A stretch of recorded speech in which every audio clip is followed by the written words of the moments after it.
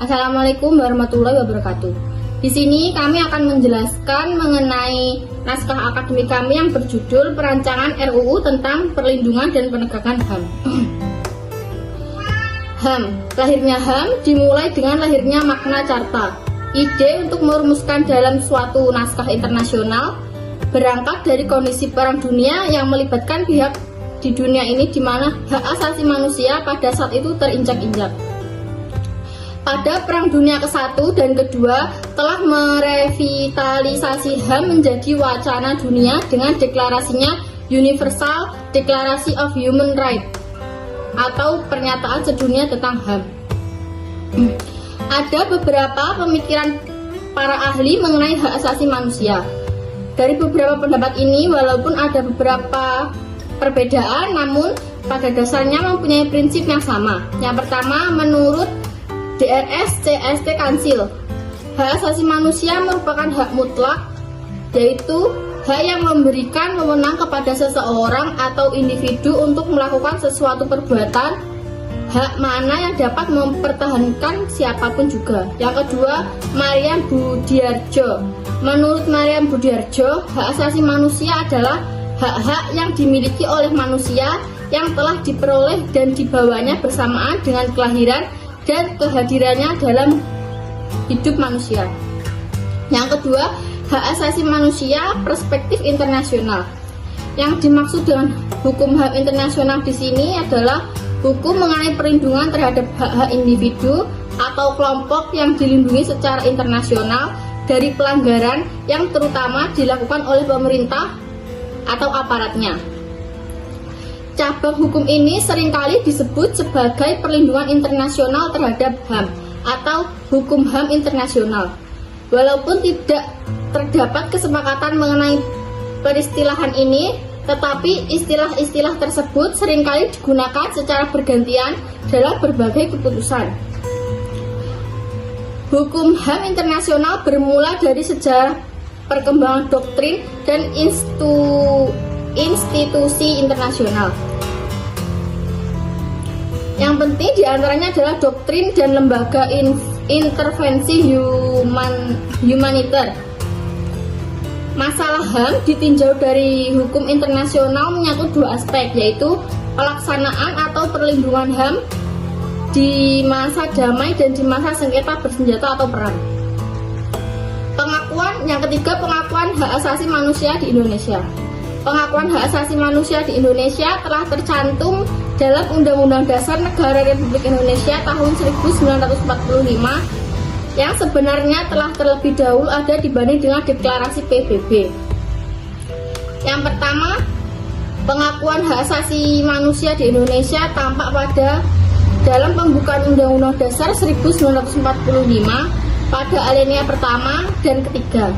Yang kedua, dalam pasal Undang-Undang Dasar 1945 dalam pasal 27 dan 28.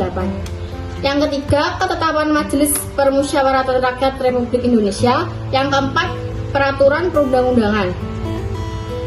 Yang keempat adalah personalitas hukum dan perlindungan atas hak asasi manusia. Pengakuan dan perlindungan hak asasi manusia merupakan salah satu ciri dari negara hukum. Negara Indonesia merupakan negara yang berlandaskan atas hukum sesuai dengan bunyi pasal 1 ayat 3 Undang-Undang Dasar 1945. Negara Indonesia adalah negara hukum.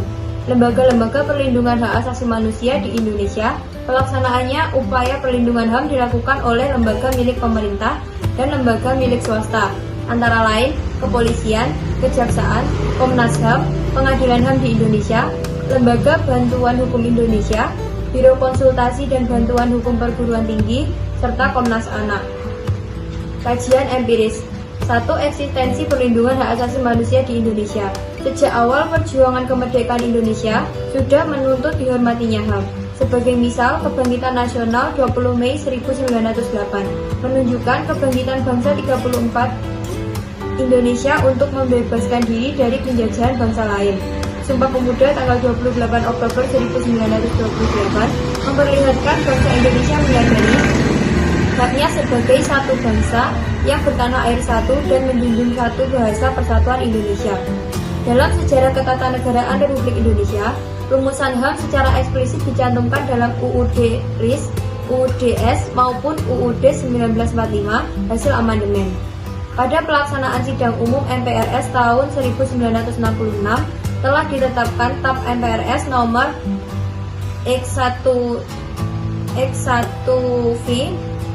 /MPRS /1966 tentang pembentukan panitia ad hoc. Baik, selanjutnya bab 3 adalah evaluasi dan analisis peraturan perundang-undangan terkait hak asasi manusia. Analisis atau undang-undang hak asasi manusia di Indonesia. Yang pertama, Undang-Undang Dasar 1945 setelah amandemen pasal 28A sampai J. Beberapa pasal di dalam Undang-Undang Dasar tahun 1945 yang mengatur tentang hak asasi manusia antara lain adalah pasal Beberapa pasal di dalam Undang-Undang Dasar tahun 1945 yang mengatur tentang hak asasi manusia antara lain adalah pasal 28A sampai D yang berisi tentang hak dasar warga negara Indonesia seperti yang sudah disebutkan di atas. Yang kedua, Undang-Undang Nomor 26 Tahun 2000 tentang Pengadilan Hak Asasi Manusia. Sebagaimana yang tercantum dalam Undang-Undang Nomor 26 Tahun 2000 tentang Pengadilan Hak Asasi Manusia pasal 7 yang berbunyi, pelanggaran hak asasi manusia yang berat meliputi A. Kejahatan genosida, B. Kejahatan terhadap kemanusiaan, dan dilanjutkan dalam penjelasan di pasal 8 yang berbunyi, kejahatan genosida sebagaimana dimaksud dalam pasal 7 huruf A adalah setiap perbuatan yang dilakukan dengan maksud untuk menghancurkan atau memusnahkan seluruh atau sebagian kelompok bangsa, ras, kelompok etnis, kelompok agama dengan cara A. membunuh anggota kelompok, B. mengakibatkan penderitaan fisik atau mental yang berat terhadap anggota-anggota kelompok, C. menciptakan kondisi kehidupan kelompok yang akan mengakibatkan kemusnahan secara fisik baik seluruh atau sebagiannya, D. memaksakan tindakan-tindakan yang bertujuan mencegah kelahiran di dalam kelompok, atau E. memindahkan secara paksa anak-anak dari kelompok tertentu ke kelompok lain. Sudah jelas bahwa dalam undang-undang tersebut melindungi segala bentuk penindasan dan kejahatan yang dapat mengancam hak manusia lain. Namun dalam pengimplementasiannya masih banyaknya kejahatan yang dilakukan pihak-pihak yang aceh terhadap hak asasi manusia. Selanjutnya, Selanjutnya, bab 4 ada landasan filosofi, sosiologis, dan yuridis. A. Landasan filosofi. Istilah hak asasi manusia sebenarnya adalah istilah khas yang berkembang di ranah keilmuan Indonesia. Di dunia barat dikenal dengan istilah human right yang secara harfiah berarti hak-hak manusia, bukan hak asasi manusia. Dalam khasanah keilmuan Islam juga ditemukan istilah hukuk al-insan, hak-hak manusia, bukan hak asasi manusia. Pemakaian kata asasi dalam ranah Indonesia mungkin dimaksudkan untuk menekankan pentingnya fungsi hak-hak tersebut bagi hidup dan kehidupan manusia. Sedangkan tujuan dari adanya suatu perubahan undang-undang antara lain dipengaruhi oleh beberapa penyebab, namun utamanya perubahan tersebut dilaksanakan didasari oleh respon masyarakat yang lebih mengarah kepada ketidakpuasan kepada pemerintahan yang membentuk suatu undang-undang tersebut, yang mana dianggap berseberangan dengan apa yang diinginkan oleh masyarakat. B. Landasan sosiologis. Indonesia merupakan negara hukum yang mana secara terminologis istilah negara hukum pada ketentuan pasal 1 ayat 3 perubahan ketiga Undang-Undang Dasar 1945 tidak merujuk secara khusus pada salah satu konsep utama dalam tradisi hukum barat, baik Restat maupun Rule of Law. Artinya, istilah negara hukum dalam Undang-Undang 1945 merupakan konsep yang relatif, netral, yang membuka ruang tafsir bagi pemahaman baru sesuai dengan paradigma dan realitas negara Republik Indonesia. C. Landasan yuridis. Persoalan mengenai HAM sebenarnya sudah diatur oleh pemerintah di dalam berbagai peraturan serta perundang-undangan. Persoalan HAM juga menjadi salah satu persoalan krusial karena termasuk ke dalam undang-undang inti yang ada di negara Indonesia. Secara yuridis, Indonesia terikat untuk membentuk aturan mengenai kejahatan yang ditimbulkan oleh diratifikasinya beberapa perjanjian internasional tentang kejahatan HAM, terutama yang paling disorot ialah Konvensi Jenewa 1949 mengenai perlindungan korban HAM tentang perang oleh Undang-Undang Nomor 59 1958. Baik, bab 5, yaitu jangkauan, arah pengaturan, dan ruang lingkup pengaturan undang-undang. A. Jangkauan dan arah pengaturan. Dalam hal ini, perlindungan dan penegakan HAM di Indonesia merupakan rangkuman dari segelintir kebutuhan yang hingga saat ini masih menjadi problematika hukum bagi perlindungan dan penegakan HAM yang terus diperjuangkan. Adanya perlindungan HAM ini adalah suatu tanggung jawab yang telah termaktub dalam Statuta Negara yang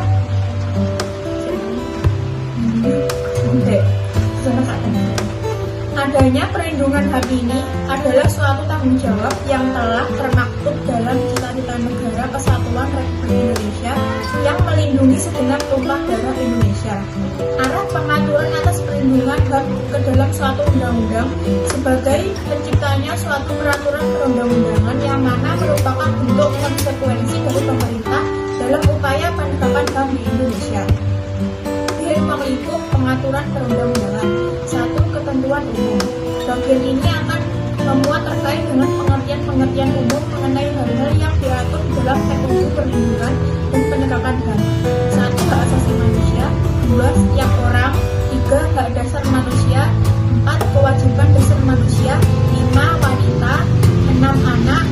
7. Perlindungan. 8. Diskriminasi. 9. Penegakan HAM. 10. Pelanggaran HAM. 11. Pengadilan HAM. 12. Komisi Nasional HAM. 13. Pemerintah pusat. 14. Pemerintah daerah. 15. Menteri. 2. Materi yang diatur. 1. Asas. Perlindungan dan penegakan terhadap HAM akan diselenggarakan berdasarkan asas kesetaraan, keamanan, keadilan, kemanusiaan, partisipasi, kepentingan nasional, dan kepastian hukum. 2. Identifikasi hak asasi manusia. 3. Hak asasi manusia dan kebebasan dasar manusia. A.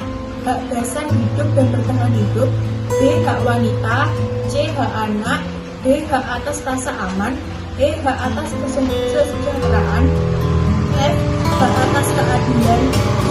Hak atas pendidikan. H. Hak atas spiritualitas. I. Hak atas berkeluarga dan melanjutkan keturunan. J. Hak atas kesehatan. Hak atas kesehatan.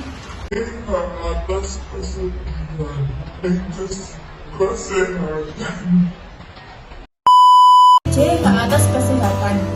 4. Kewajiban dasar manusia dan tanggung jawab pemerintah. 5. Kelembagaan perlindungan HAM. Komisi Nasional HAM adalah lembaga mandiri atau independen yang berkedudukan setingkat dengan lembaga negara lainnya yang berfungsi melaksanakan pengkajian, penelitian, penyuluhan, pemantauan, dan mediasi hak asasi manusia. 6. Pembatasan dan larangan. 7. Partisipasi masyarakat. 8. Pengadilan HAM. 9. Ketentuan peralihan dan 10. Ketentuan penutup. Baik, demikian presentasi dari kelompok kami. Apabila ada kesalahan mohon dimaafkan. Terima kasih. Wassalamualaikum warahmatullahi wabarakatuh.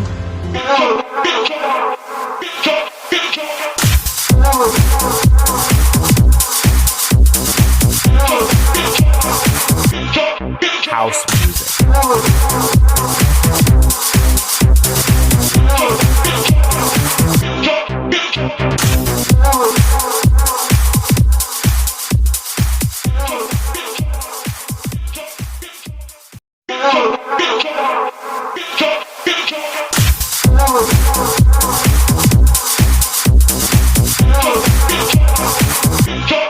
House music.